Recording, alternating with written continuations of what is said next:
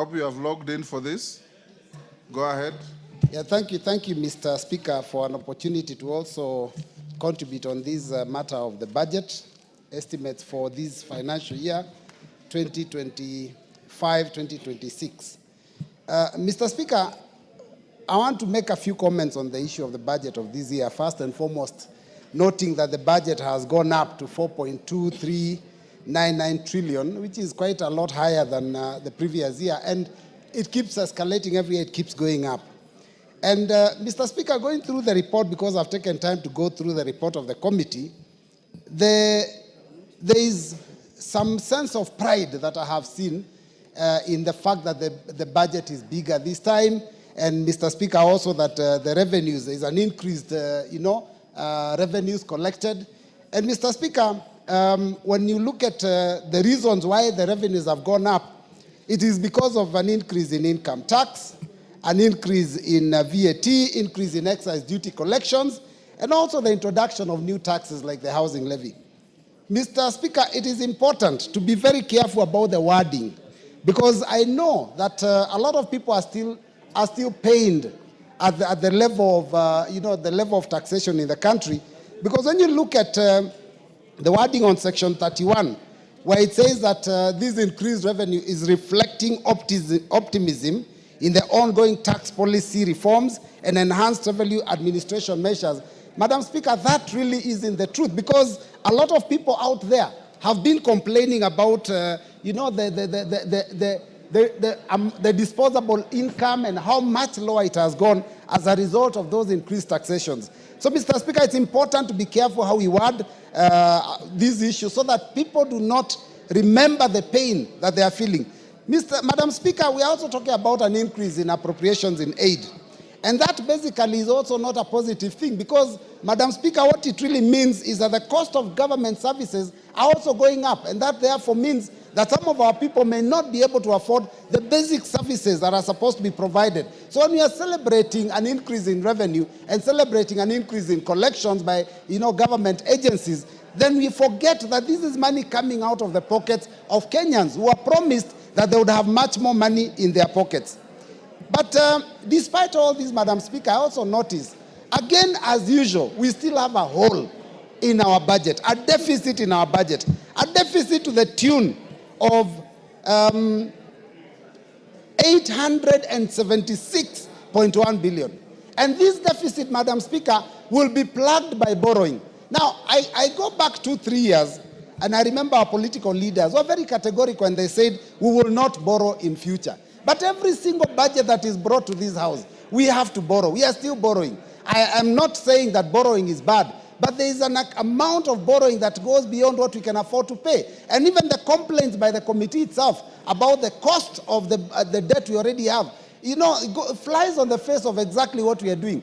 Now, Madam Speaker, on the issue of borrowing, 284.2 billion is being borrowed externally, and 591.9 billion from the domestic market. Madam Speaker, what does that mean? Again, we are crowding out local investors. The minute the government borrows locally, it means that the money that was available for businesses to borrow so that they can finance their activities is not available, because government is an easier entity to lend to. So by borrowing too much money locally, it means we are crowding out the private sector. And therefore, that means in the long run, the businesses cannot thrive in this country because they have no access to loan capital.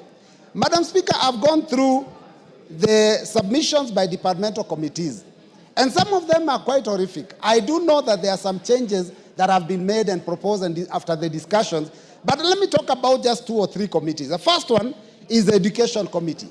The Education Committee actually noticed that there was a failure to provide funds for examinations, national examinations. And Madam Speaker, this has happened in the past, and we have actually sorted out that problem through supplementary budgets. Why are we not taking the education of our children seriously, so that we can provide enough funds for all the activities required for education to take place properly. If you want to destroy a nation, just play around with the education of that country. And that is what is going on, because if you do not provide money, enough money from Treasury directly for examinations, then it means we are not even thinking ahead. So, Madam Speaker, that is one of the things that was raised by the departmental committee. And yet it is one thing that is already in the Basic Education Act, that which we passed. I think we made amendments in 2018, that examinations in this country for basic education will be free. Madam Speaker, the committee has also talked about substantial deficits in the Department of Higher Education to sponsor this university funding model. Madam Speaker, if we don't provide enough money for that funding model, how then are we saying that we are reviving our universities, we are helping our universities, and we are helping our children? In fact, the committee says that, and these are their words, that this will impact negatively on the students' welfare and increase financial strain on them, not to forget also on their parents. So, Madam Speaker, these are some of the problems that we are facing, the Education Department raised, the Education Committee raised. Madam Speaker, there is a proposal of provision of 4.8 billion to employ 20,000 interns. Now, I see two problems with that. First and foremost, we have interns that were already recruited, and there has been no provision for them to become permanent and pensionable. So we do not know what happens to those ones. But, Madam Speaker, the 20,000 interns that are being recruited at 4.8 billion, it means it works out to about 20,000 a month.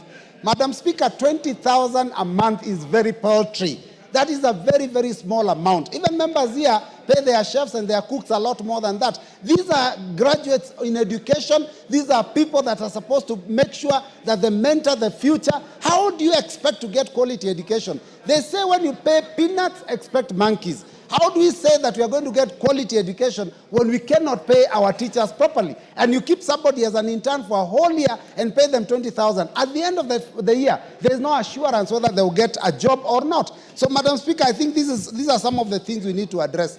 Today in the morning, Madam Speaker, I was invited by the Committee of Education to discuss a matter of capitation. Madam Speaker, even the CS himself confirmed that the capitation that is given for basic education is not enough. In fact, it is so paltry. The amount given for primary schools is 1,420 shillings per child. That amount of money, Madam Speaker, a school of about 100, 200 children cannot even afford to pay the watchman. Leave alone the other activities, tuition activities, buying of books, the activities that are for sports, drama and music and all that. They cannot afford to do all those things. So, Madam Speaker, we need to provide enough money if we want education in this country to go forward. Madam Speaker, I also looked at the issues raised by the Health Committee, because I believe that health is a very important, very important service in the country. And I've noted that one of the things that is coming out is that health being a devolved function, there is a lot of encroachment by the national government.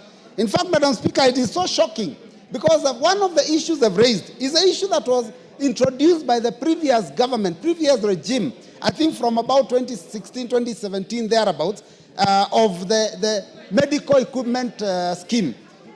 This project was a mess. This project failed. This project was implemented without even in the involvement of county governments. And therefore, county governments were bought equipment and they were taken to their hospitals that they are not requested for. Some of those equipments are still being paid for, and that is why there is a debt of 6.5 billion. And these equipment, some of them are not being used at all, because they are not, some of the hospitals don't even have the practitioners, the medical practitioners that can use those equipments. Now, we have moved from there and we are introducing another one. We are talking now about a new one, and we are calling it National Equipment Service Program, NESP, which has been started.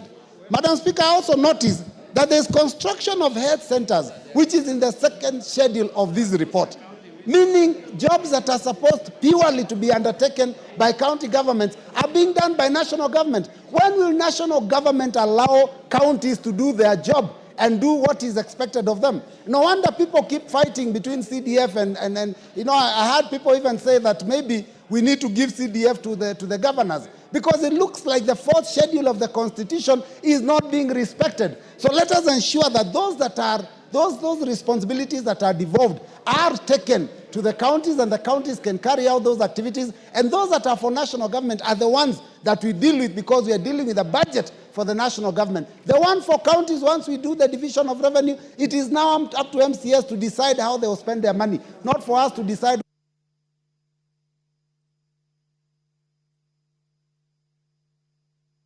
I can give you a minute to finish your sentence. Yeah. Thank you, Madam Speaker. You're very gracious. So, Madam Speaker, I want to just finish by saying that I looked at the second schedule, and some of the things I saw are quite shocking. The sharing of resources. I saw some of us come from an area which we have scarcity of water. And you look at the Department of Irrigation, and you notice there's only 1 or 2 small projects that are given in that region I come from. Whereas the other areas that are getting a lot more money. I think when it comes to the fair distribution of resources, we must bite the bullet and agree that as we go into the future doing our budgets, we must look at what goes to every constituency, and that must be also a schedule that is given to us so that we know how much each of us is expecting to go to their people, so that we can defend and make sure that it serves our people. With those many remarks, Madam Speaker, I thank you.